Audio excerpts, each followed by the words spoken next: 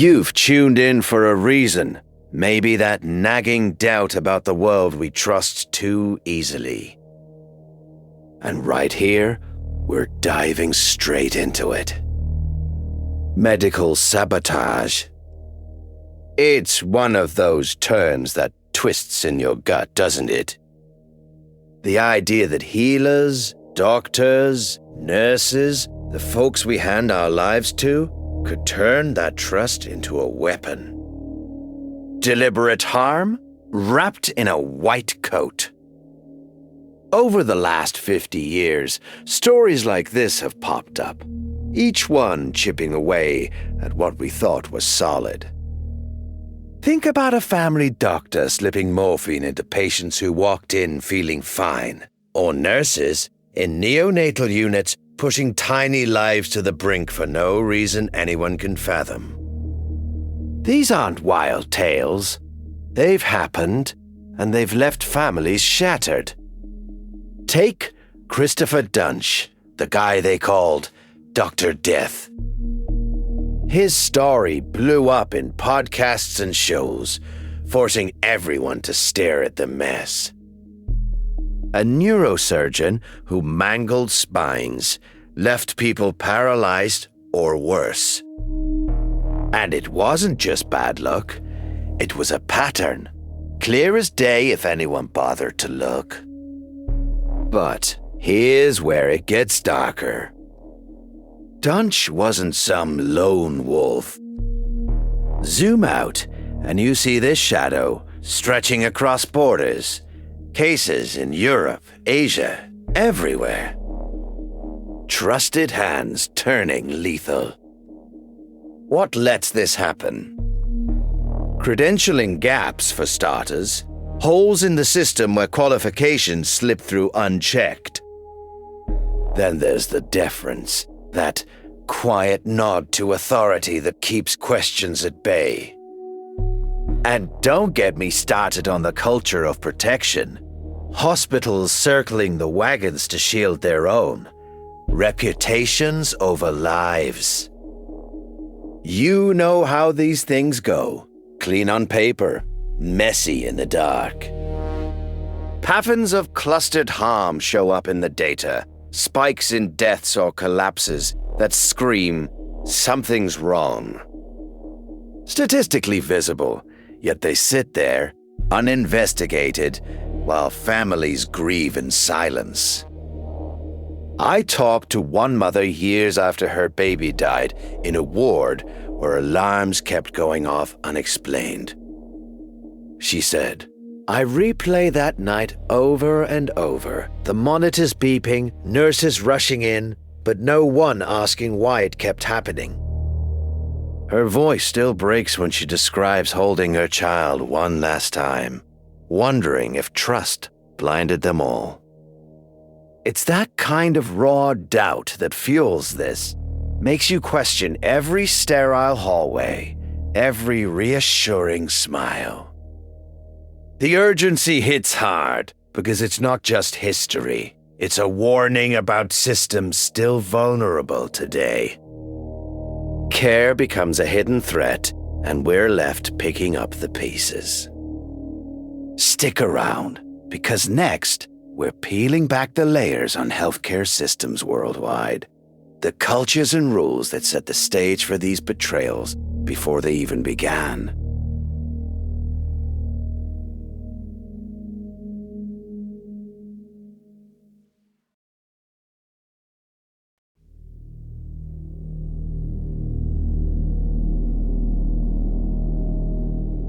All right, building on that foundation we laid out, let's pull back the curtain on the healthcare world as it stood before everything unraveled. We're talking about systems in Britain, the US, and across continental Europe, places where doctors and nurses moved like ghosts through the halls, trusted without question. This is the setup, the pressure cooker that let things simmer too long. Picture hospitals as these isolated kingdoms, each with their own rules, their own ways of checking who's fit to practice. Fragmented credentialing. That's the term for it. A doctor gets licensed in one state, one country, and it's like starting over if they cross a border. No central database, no easy way to flag a problem. It's all piecemeal, and that left gaps wide enough to drive a truck through. Then there's the culture, this deep-rooted deference to anyone in a white coat. Nurses, doctors, they're seen as saviors, right? Who wants to be the one pointing fingers? Whistleblower protections? They were a joke back then, spotty at best. Speak up, and you might find yourself out of a job, labeled a troublemaker. I remember talking to a nurse from a London hospital. Let's call her Sarah, though that's not her real name.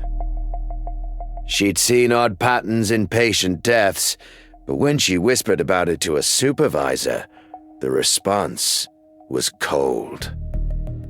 Mind your own lane, they said. Sarah told me her hands shook for days after, wondering if she'd just sealed her fate. That fear, it kept mouths shut and eyes averted. Autopsies were another weak link. They just weren't done as often as they should have been. A death certificate gets signed, and that's that.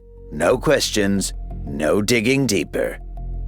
Costs money, takes time, and hey, why rock the boat if everything looks fine on the surface? You know how these things go. Clean on paper, messy in the dark. And communication between hospitals? Forget it. These were information silos, tall and impenetrable. A clinician raises suspicions in one place, gets quietly shown the door, and pops up in another hospital like nothing happened. No red flags follow them, because sharing that kind of dirt could invite lawsuits or bad press. Peer review and legal protections played into this too.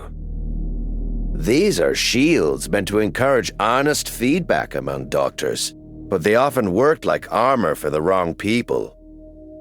Hospitals couldn't easily fire or flag someone without ironclad proof, and even then, it was a battle.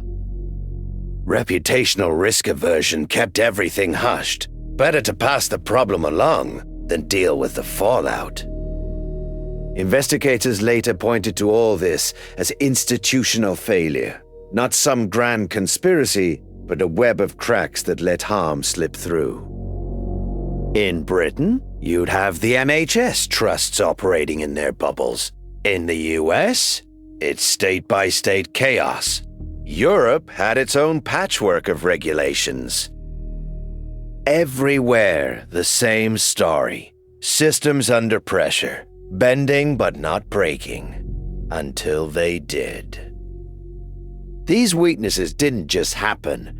They built up over years, setting the stage for abuse that went unchecked.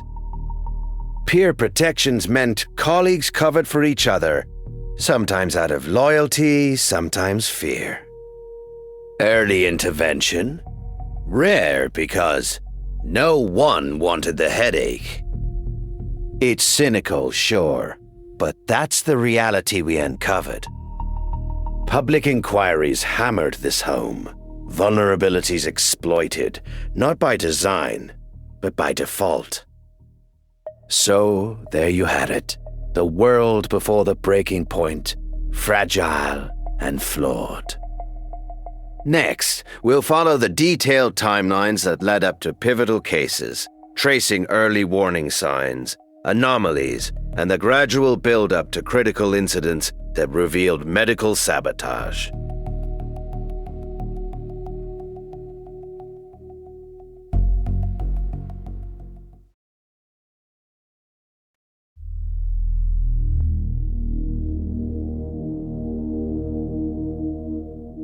So, We've laid out the shaky ground that lets these shadows slip through the cracks. Now, let's trace those first dark clouds gathering.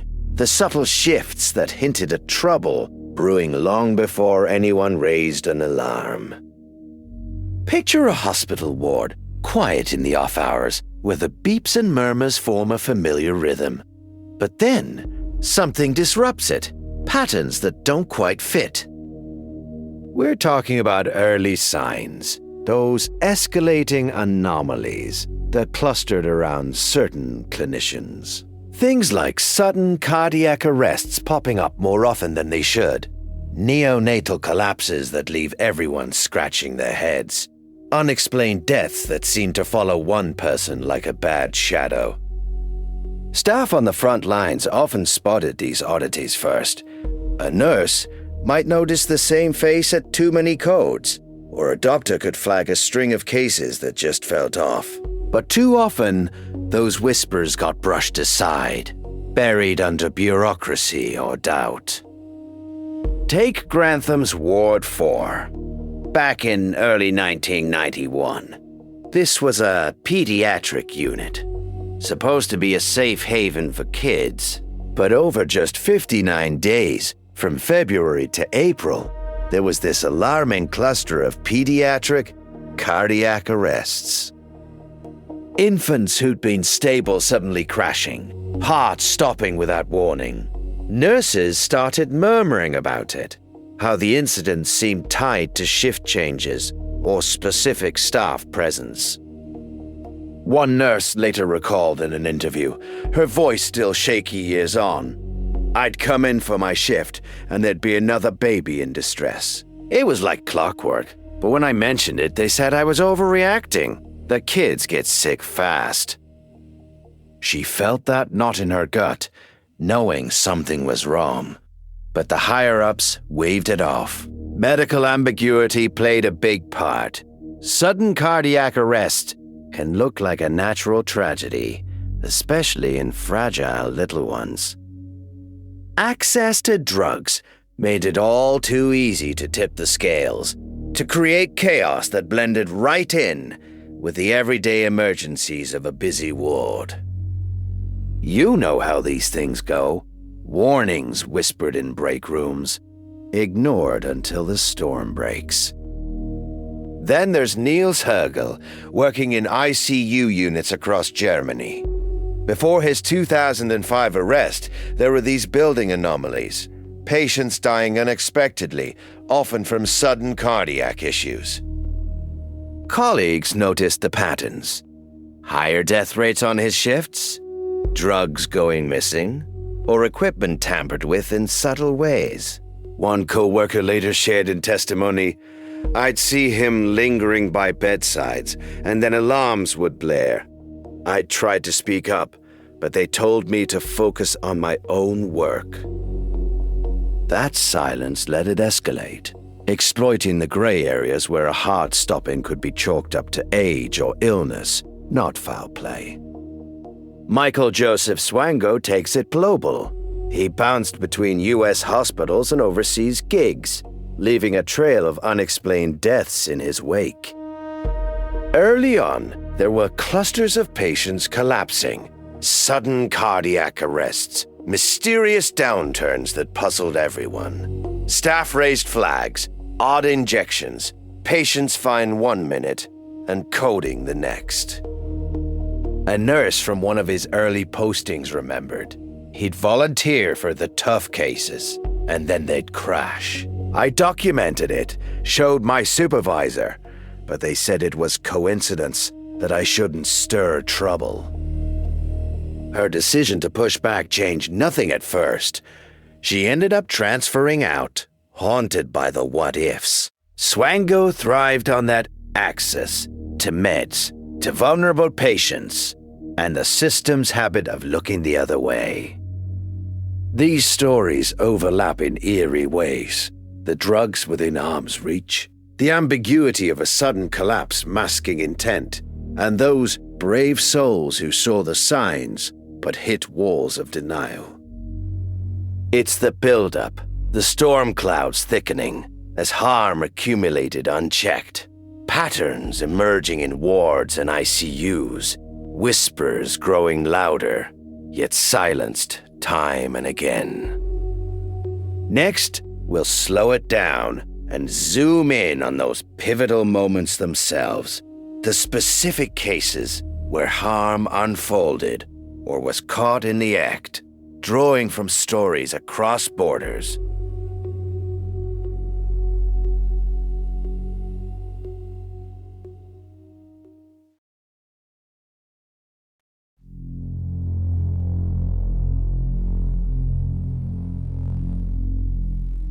We've already touched on those faint alarms that nobody seemed to hear at first.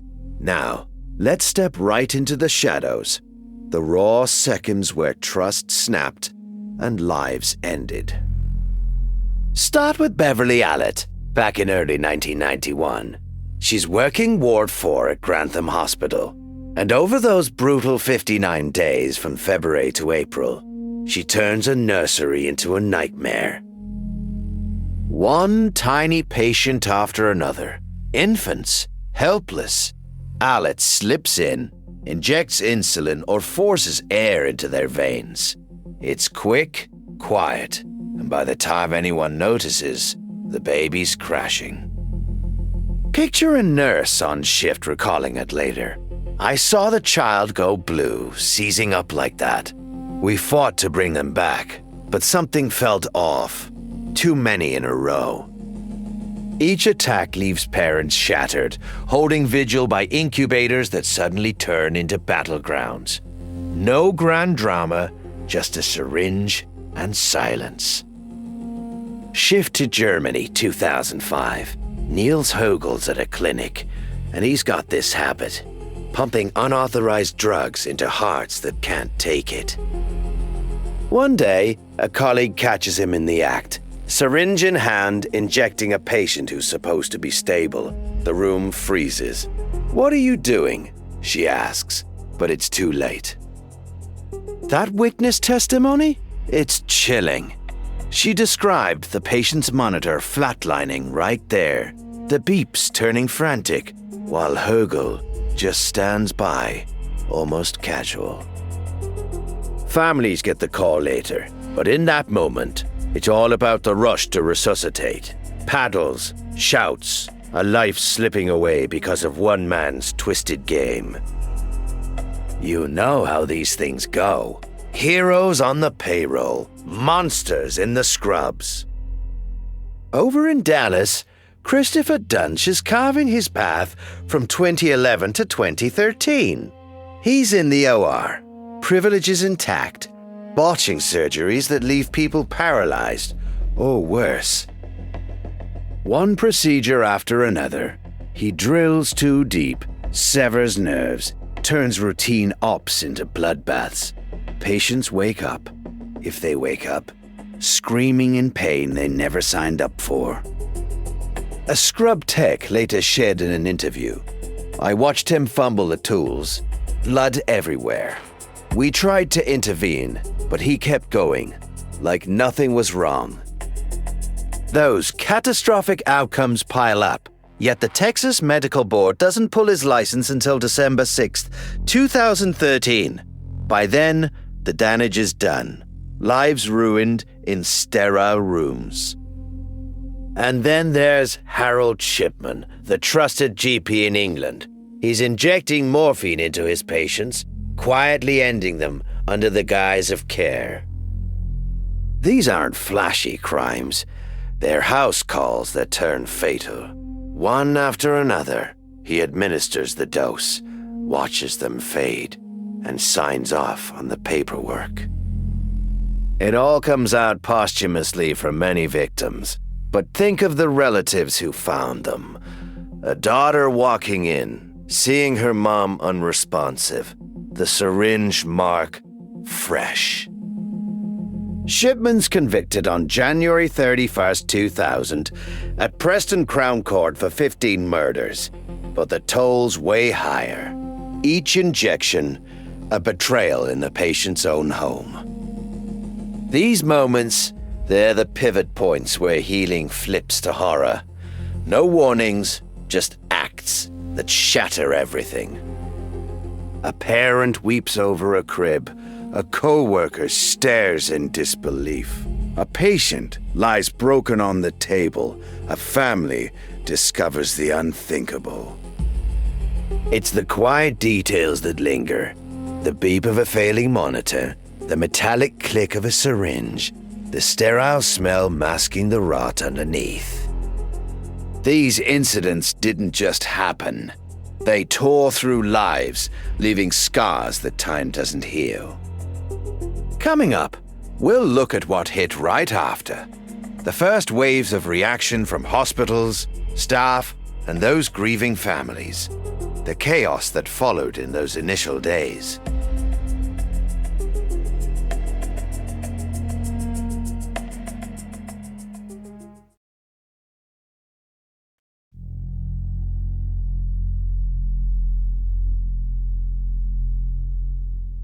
We've just pulled back the curtain on those moments when caregivers cross the line into something darker.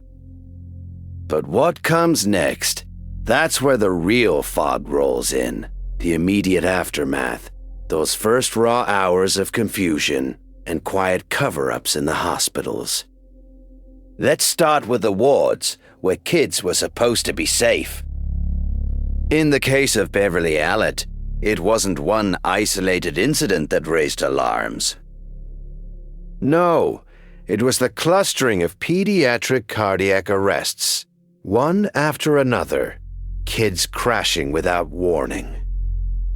Staff started noticing the pattern, quick and sharp, like a bad rhythm you can't ignore.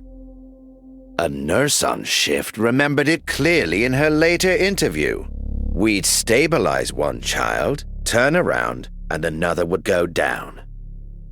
She felt that knot in her gut, whispering to colleagues about how it all lined up with certain shifts. But those whispers, they got shut down fast. Supervisors brushed it off as coincidence, told everyone to keep their heads down and focus on the patients. Families, though, they were reeling. Parents sat in waiting rooms, faces pale, clutching coffee cups that had gone cold, demanding answers that no one seemed ready to give. One mother described it in her diary. They said it was just bad luck, but I could see the doubt in their eyes. Shock mixed with that slow burn of disbelief, while the hospital minimized it all, chalking it up to rare medical flukes. And yet, those clustered arrests kept piling up, finally pulling in the police. But that was after the silence had already done its damage.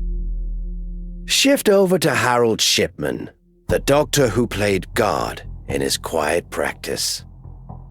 His patients dropped one by one, but in those immediate hours after a death, it was all routine paperwork and condolences. Staff who worked with him noticed the anomalies, death rates spiking, patterns that didn't add up. A receptionist later told investigators she'd flagged oddities in the records, but her concerns vanished into thin air, ignored or outright silenced by the higher-ups. Families faced the gut punch of sudden loss, mixed with the institution's quick dismissal. Natural causes, nothing to see here. One son recalled the call. They said she passed peacefully, but something felt off. Her will, rewritten just before, naming him the beneficiary. That forged will, it turned out, was the loose thread. Coupled with the exhumation that followed, it cracked the case wide open, but only after years of overlooked warnings. You know how these things go. Whispers in the hallway, buried under bureaucracy, until the body's stacked too high to ignore. In both cases, the initial reactions were a toxic brew of denial and disbelief. Contemporaneous staff saw the red flags, raised their hands, only to get slapped down. Families grappled with grief laced with questions, while hospitals clung to silence, minimizing the horror unfolding in their halls. It's that quiet aftermath, those first 48 hours of shock and suppression, that let the darkness linger a little longer. Next, we'll dig into how those nagging suspicions finally sparked the formal investigations, the early questions that began to pull at the threads.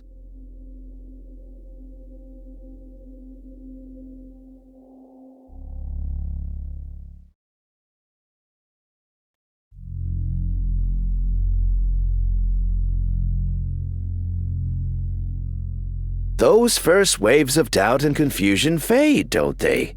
Soon enough, they harden into something sharper, official probes that dig deep, turning gut feelings into cold facts. Let's start with Harold Shipman. It all kicked off with Kathleen Grundy, a woman in her 80s, found dead in her home on June 24th, 1998. Her daughter, Angela Woodruff, a lawyer herself, smelled something off right away. The will had been changed, leaving everything to Shipman, her own doctor. That didn't sit right. Angela pushed for answers, talking to police, insisting on more than a quick glance. She remembered her mother's vitality, how she'd been full of life just days before. By August 1st, they exhumed Kathleen's body. Forensic toxicology tests came back, showing diamorphine in her system, enough to kill. That was the spark. Police arrested Shipman on September 7th, 1998. Families like Angela's had to play detective, forcing the system to look closer. You know how these things go. Clean on paper, messy in the dark. Staff might turn a blind eye, but exhumations and those lab results, they don't lie. Over in Germany, Niels Högel's story unfolded differently, but with the same grim undertow. In 2005, a colleague caught him in the act, injecting a patient with something that shouldn't have been there. That eyewitness account was key. No waiting for bodies to pile up unnoticed this time. Someone saw it happen, reported it fast. Högel got arrested on the spot, pulled from the ward before more damage could be done. But think about that coworker, the weight of what they witnessed. In interviews later, they described the chill of realization, watching a supposed healer turn executioner right in front of them. It shook their trust in the whole setup.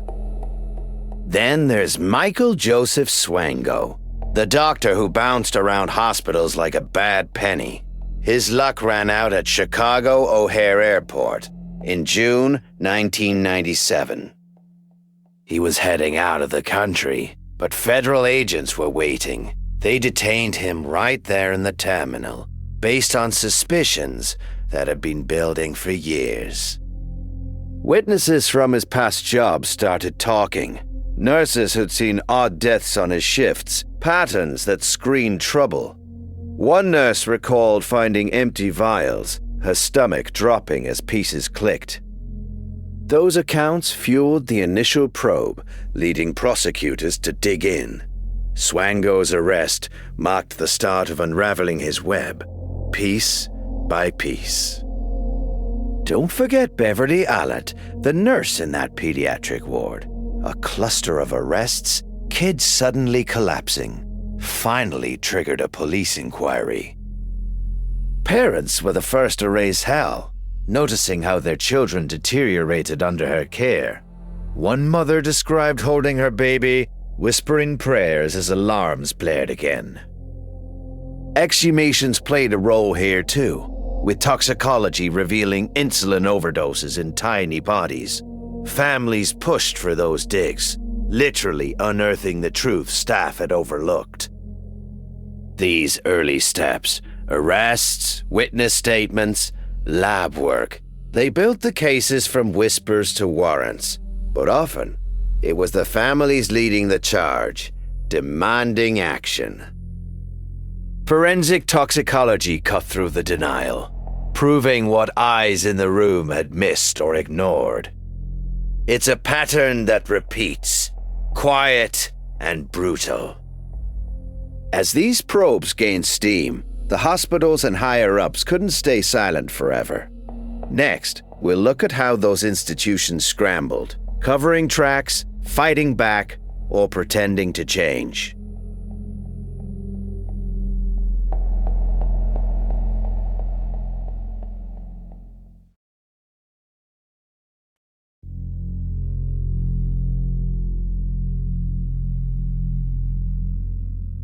As those first investigations started peeling back the layers, we saw families pushing for answers and evidence stacking up. But now, let's shift to the other side. How the institutions themselves responded, often with walls going up faster than any real fixes.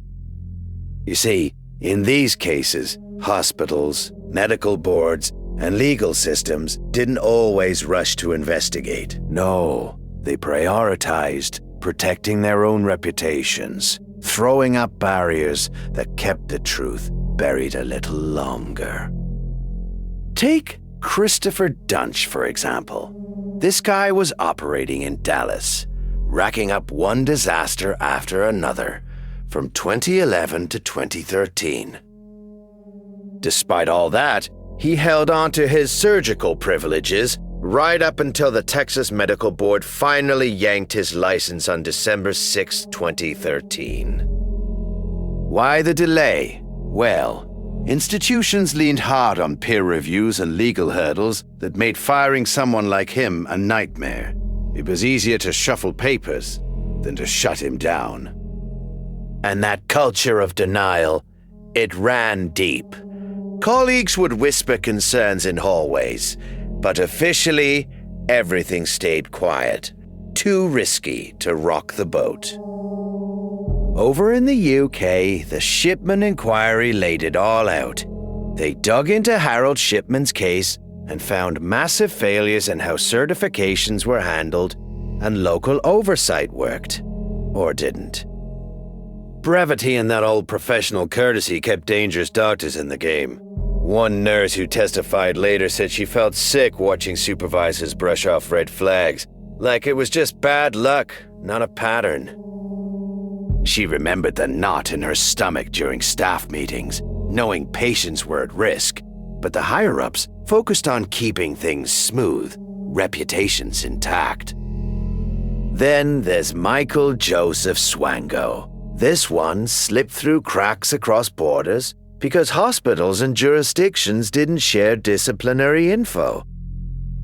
He bounced from the US to Zimbabwe and back, landing jobs without anyone connecting the dots on his record. It was a slow, fractured process. No central warning system, just silos of silence that let him keep going. You know how these things go. Spotless on the surface, rotten underneath. In Germany, Niels Hogel got similar treatment. Positive recommendations from managers helped him transfer between wards, dodging scrutiny until his arrest. Hospitals chose deference over digging in, letting him slide along while the body count rose. A colleague from one of those wards later shared in an interview how it haunted her. She'd raised alarms about odd patient deaths, but the response was always, "Let's handle it internally." She described nights lying awake, replaying shifts where she sensed something wrong, but the system's caution left her feeling powerless, isolated. These stories show a pattern. Systems built to heal ended up shielding the harm, with walls of paperwork and protocol slowing down any real accountability. Reforms came eventually, but they were cautious, piecemeal, more about deflection than deep change. It's the kind of pushback that makes you wonder who the institutions were really protecting. Next, We'll deepen our view by profiling the motivations, histories, and behaviors of the key perpetrators, understanding who these individuals were beyond their crimes.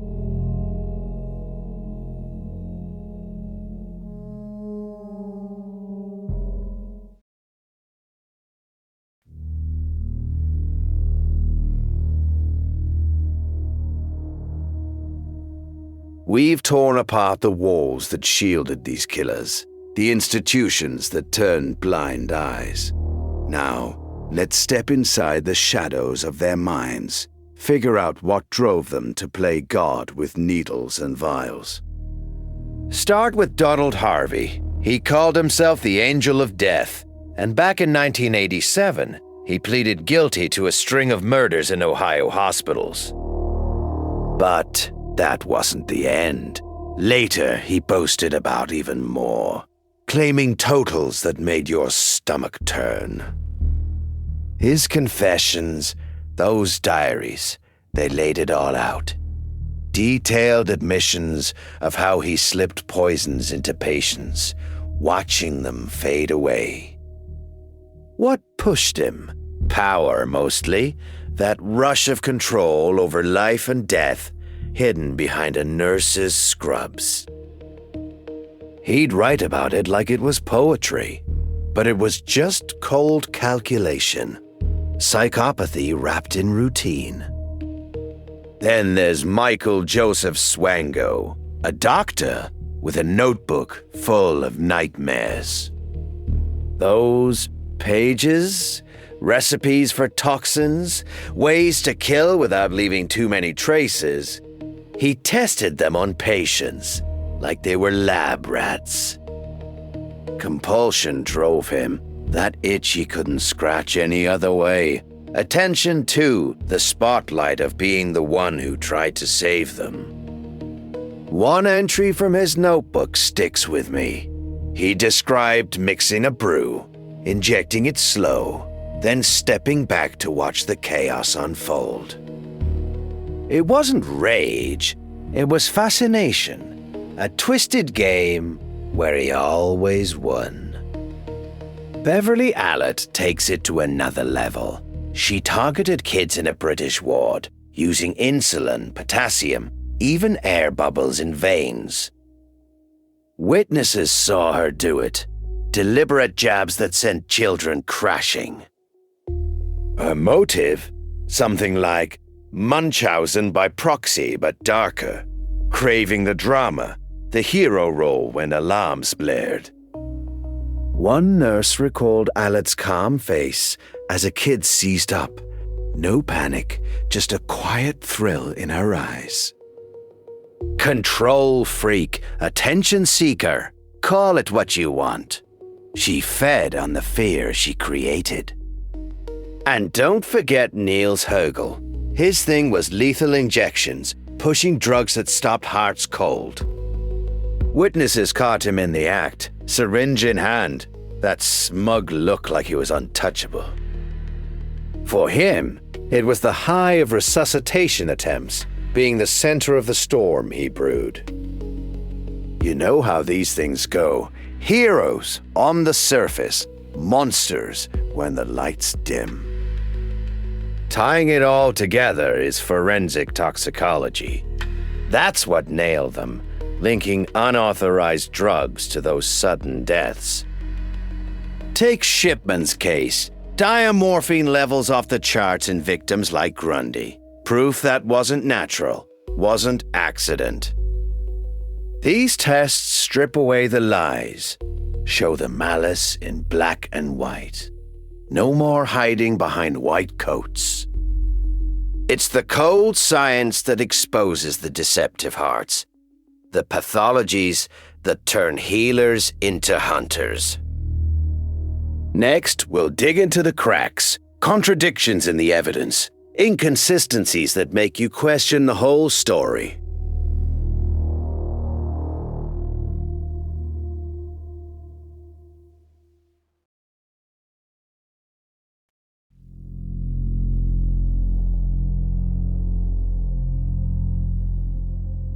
We've peeled back the layers on what made these killers tick, their twisted drives and personal demons.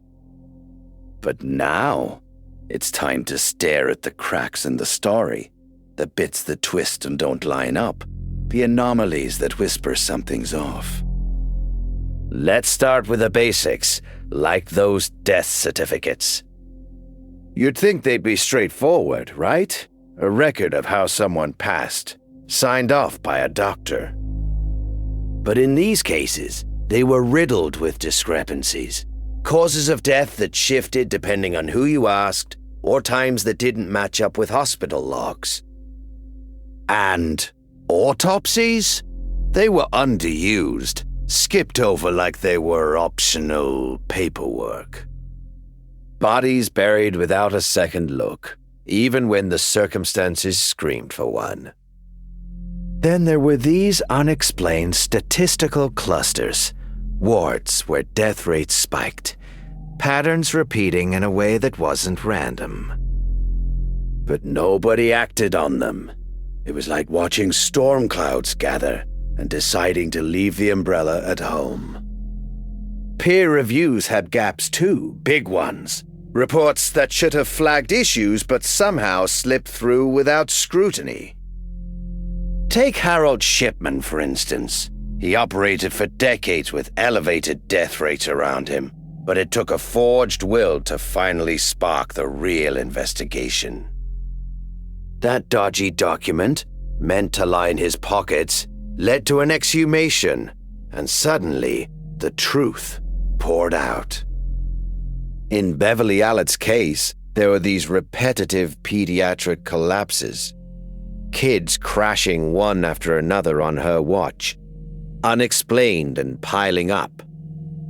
Staff saw it, but connections weren't made. It was all brushed aside until it couldn't be ignored. And those exhumations? They revealed toxicology results that had been buried. Literally, poisons in the system nobody tested for initially. Families felt this the hardest. I talked to one mother years later, her voice still raw over the phone. She said, "We kept asking why our boy kept collapsing, why it happened again and again on that ward. But the nurses just smiled and said it was coincidence. We knew it wasn't, but they refused to see the pattern, left us twisting in the wind with no answers." That frustration echoed across cases. Clinical staff turning a blind eye to connections that families could spot from a mile away. Part of the problem was weak inter-hospital reporting. Issues in one place didn't flag in another. It was like each hospital was its own island. No centralized disciplinary databases meant perpetrators could hop from ward to ward, hospital to hospital, starting fresh each time. You know how these things go. Clean on paper, messy in the dark. And repeatedly, institutions chose to protect their reputation over digging deeper, sweeping anomalies under the rug. Families were left with unanswered questions, haunting them long after the graves were filled. These contradictions build a shaky foundation, and next, we'll unpack the official narratives that tried to explain it all away. Why the harm went on so long, and why nobody caught it sooner.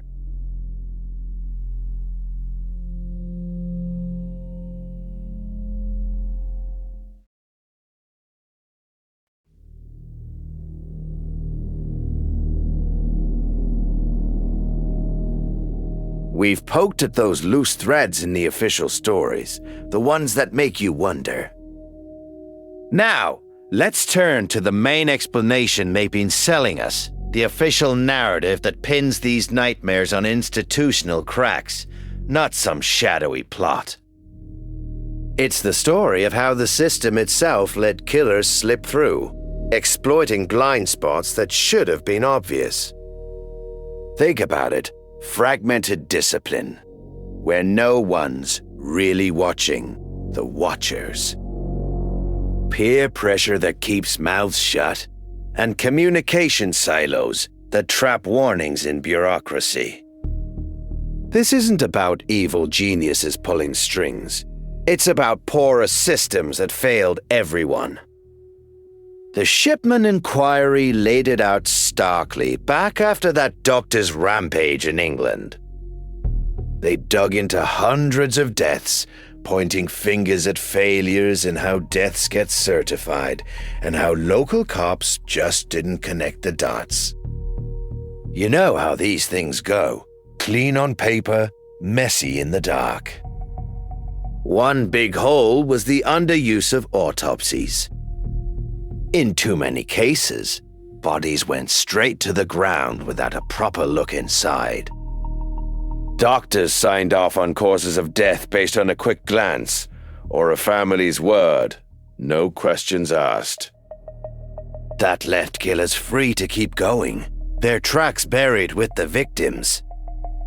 Then there's fragmented credentialing, the way licenses and records bounce between agencies with no central eye keeping tabs. A doctor could mess up in one place, move to another, and start fresh, like nothing happened.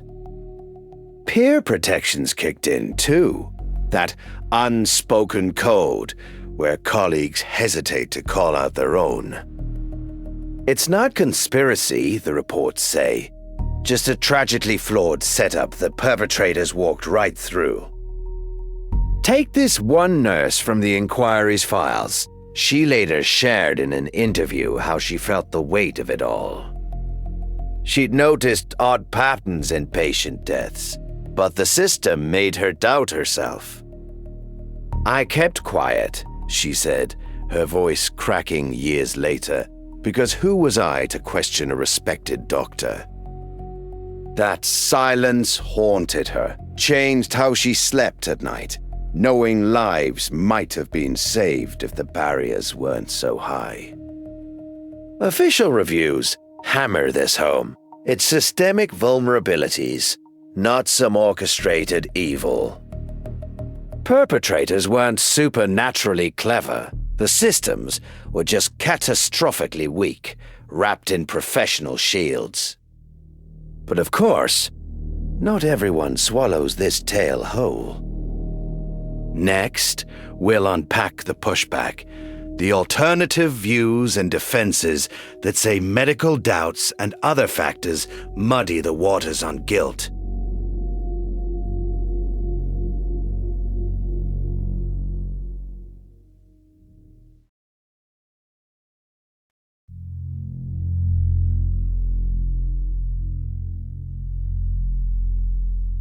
We've talked about the system's take on these tragedies, the official lines drawn in reports and courtrooms.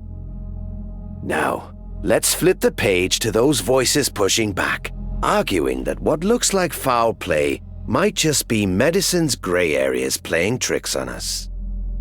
Take the Lucy Letby case. It's become this lightning rod for debates on misattribution and medical uncertainty. You remember her, the nurse convicted in the UK for harming babies in a neonatal unit. But not everyone's convinced. An international panel dug into a sample of those cases just this year, on February 4th, 2025. Their verdict?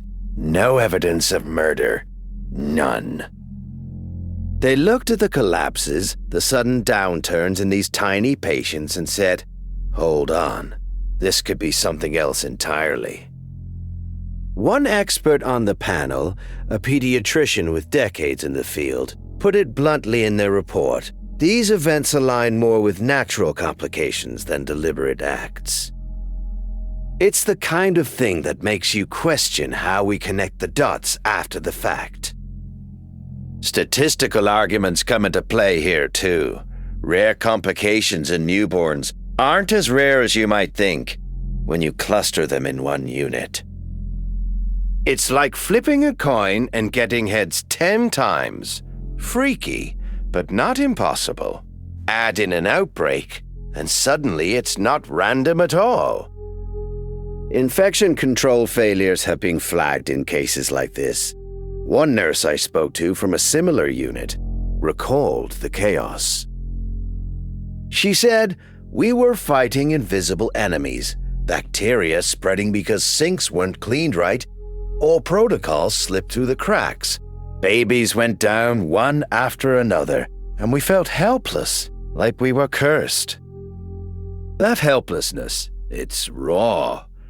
Understaffing piles on top, stretching teams thin until mistakes happen. Collapses repeat. A doctor quoted in the panel's findings echoed that stress from short staffing leads to oversights, and in hindsight, it looks sinister. You know how these things go. Everyone wants a villain when the truth is just a mess of human error and bad luck. There's this fear of hindsight bias creeping in, where prosecutors see patterns that weren't there in real time. Overreach in criminal prosecutions, that's the worry. One panel member warned, "We're risking innocent lives behind bars over diagnostic ambiguity." They don't deny the system failed. Babies died, families shattered, but they challenge the rush to blame one person. Instead, point to outbreaks, to randomness amplified by poor conditions. It's a counter-narrative that asks us to step back. What if these clusters are symptoms of a broken setup, not hidden crimes? It's uncomfortable, sure. Makes you wonder about justice in the fog of medicine. Following this, we will detail the heavy professional and personal fallout these cases have wrought on healthcare systems, families, and implicated institutions.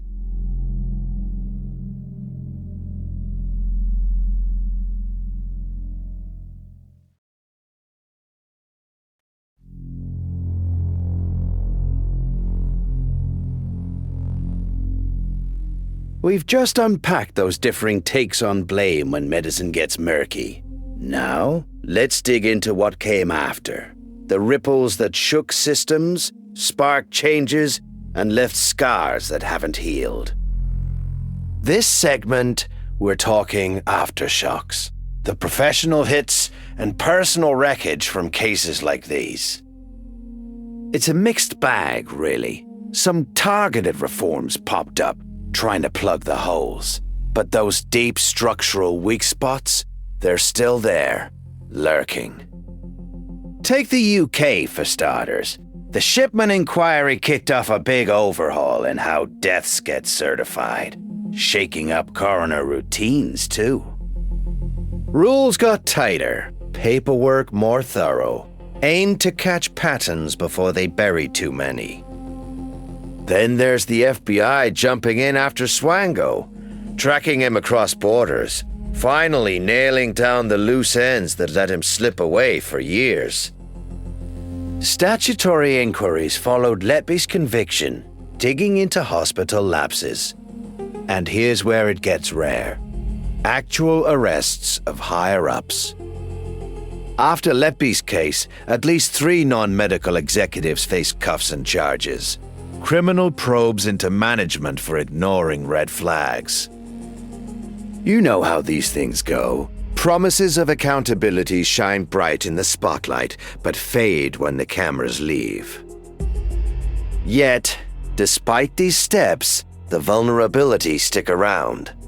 Data silos keep info trapped, no sharing between departments or hospitals. Whistleblower protections? Still too flimsy, leaving staff scared to speak up without risking their jobs. And reputation? Oh, that's always king. Institutions prioritize their image over pulling the alarm, even when lives hang in the balance. But let's not forget the human cost. It's staggering. Hundreds of confirmed or suspected victims. Gone too soon. Families left staring at empty chairs, wrestling with questions that echo in the quiet nights.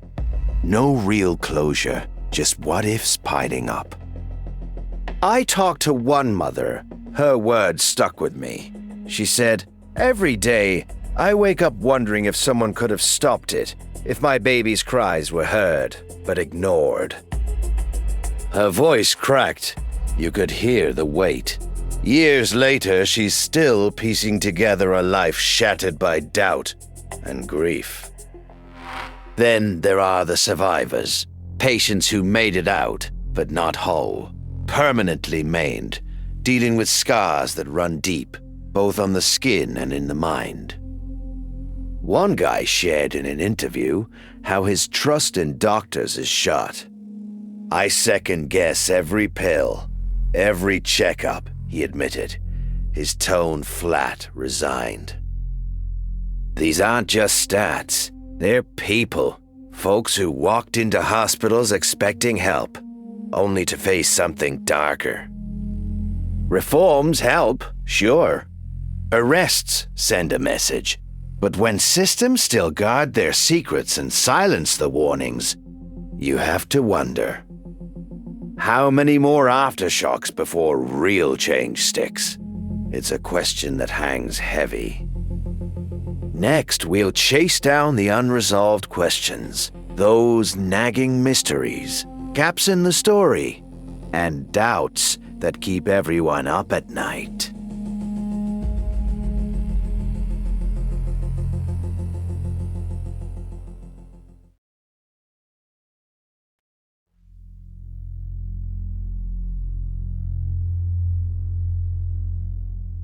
We've just wrapped up looking at the reforms these cases sparked off. But now, let's step into the dim corners where answers still hide, the lingering shadows of unresolved mysteries and loose ends. You see, even after all the headlines fade, questions keep nagging at you. Like, why do these clusters of mortal wounds and sudden collapses around certain carers go uninvestigated for years? It's not just bad luck. Take Harold Shipman's practice. That guy racked up elevated death rates for decades, and nobody flagged it. Why? Because the system let it stay invisible, buried in paperwork that nobody cross-checked. And whistleblowers? They'd speak up, only to get shut down, careers derailed. I talked to one nurse who tried raising alarms about odd patterns in her ward. She said, "I felt this chill every time I logged a collapse, but when I mentioned it, they called it paranoia. Next thing I know, I'm reassigned, watching my back." Her voice cracked, recalling how it broke her trust in the whole setup. That silencing? It hasn't stopped. Statutory logs and inter-hospital databases still fail to track dangerous clinicians properly. Data silos keep information locked away. One hospital's red flag doesn't ping another system. It's like they're designed to forget. You know how these things go. Clean on paper, messy in the dark. Then there's the expert controversy, especially after cases like Let-Be's. Verdicts get mixed, experts clash with no real consensus on whether harm was deliberate. One side swears it's malice, the other chalks it up to coincidence or error. Families sit through it all, frustrated, doubting every official word. I remember a father from one inquiry, his hands shaking as he described the disagreements. They argued over charts while we buried our child, he told me.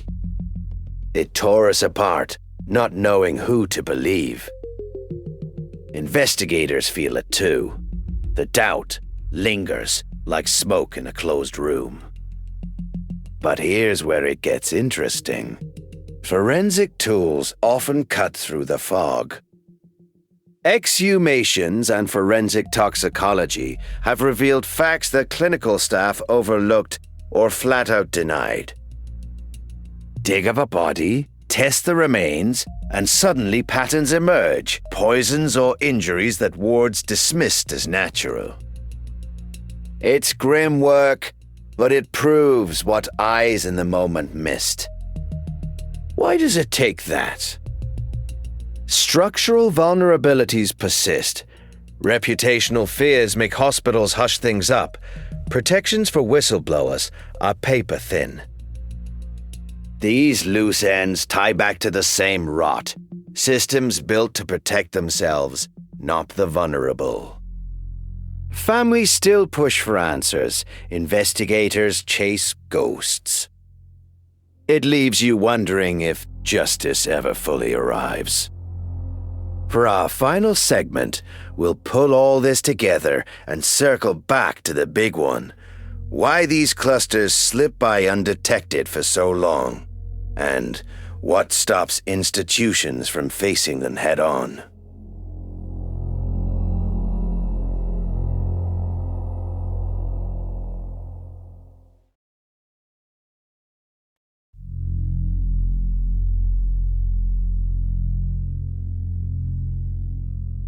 We've peeled back the layers on these unresolved puzzles and the gaps in the system that let them fester. Now, it's time to circle back to the heart of it all. The central question that's haunted every step of this investigation: why do mortal wounds and sudden collapses that cluster around certain carers so often go uninvestigated for years? And when institutions finally act, did they fail because they didn't want to see the signs? Because of legal or regulatory blind spots? Or because their rules of professional protection literally enabled killers to keep working? It's a question that ties together the systemic rot, the personal venom, and the endless debates over what counts as proof. Think about those wards where patients kept crashing, hearts stopping without rhyme or reason, and yet the alarms stayed silent for far too long. In one case, a nurse moved from hospital to hospital, leaving a trail of unexplained infant deaths, but credential checks? They were surface level at best. Regulations demanded reports, sure, but who enforces them when the paperwork vanishes into bureaucracy? Then there's the malice factor. Individuals who thrived in the shadows, exploiting trust to inflict harm. All while colleagues whispered doubts, but never shouted. Diagnosis controversies didn't help. Was it a rare syndrome or deliberate tampering? Experts clashed, and in the noise, the truth got buried. Evidence? Often circumstantial, like patterns of presence during collapses, but hospitals feared lawsuits more than they feared the patterns. You know how these things go. Protect the institution first. Ask questions maybe later. Take the story from a doctor's interview I dug up. He said, "I remember the night shift when another patient coded. I looked at her chart, saw the same nurse's name again, and my gut twisted. But reporting it, that meant accusing a colleague, risking my own neck. So I waited, and another family buried their child." His voice cracked, recalling that regret years later. That's the human cost. Decisions deferred, lives shattered, all because the culture prized harmony over hard truths. In another instance, a clinic ignored spikes in elderly patient falls, blaming age instead of probing the caregiver who was always there, doling out meds with a smile. Professional norms shielded them. Whistleblowers got labeled troublemakers, while the real threats kept their badges.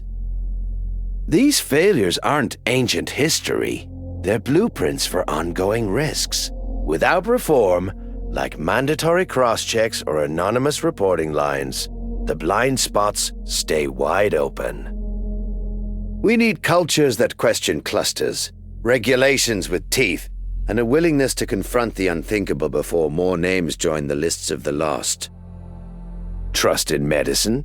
It's a fragile thing, built on the assumption that those white coats mean safety. But when systems fail to spot the wolves among the healers, that trust crumbles, and the human toll, families broken, futures stolen, piles up in the quiet corners we try not to see. In the end, it's not just about catching killers. It's about admitting that sometimes the biggest dangers hide behind the very rules meant to protect us. And until we fix that, well, the shadows only get longer.